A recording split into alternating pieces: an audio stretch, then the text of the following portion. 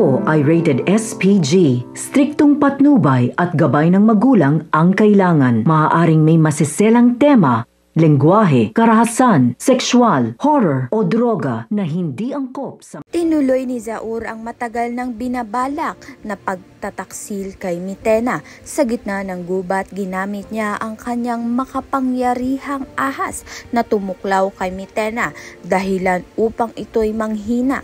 Sa pagkakataong yun, walang habas na kinuha ni Zaur ang kapangyarihan ni Mitena, pati na rin ang mga brilyante ng mga sangre. Ipinakita nga ni Zaur kung paano nga siya sakim sa kapangyarihan. Sa kabilang banda naman nga, pinagdududahan pa rin ni Pirena ang katauhan ni Dea sapagkat nagmula ito sa hukbo ni Mitena. Ngunit gamit ang kanyang balintataw na galing kay Imaw, nasaksihan mismo ni Pirena kung paano buong tapang na prinotektahan ni Dea si Adamus upang hindi ito mapaslang ni Mitena. Dahil dito, bahagyang naibsa ng kanyang pagdududa. Higit pa rito, iniligtas din ni Dea si Natera at maging si Pirena mula sa kapahamakan.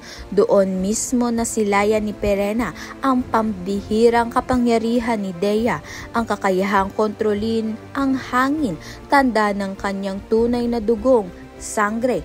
Kaya naman nga't yan at iba pa ang dapat nating pakaabangan. Maraming salamat sa iyong panonood.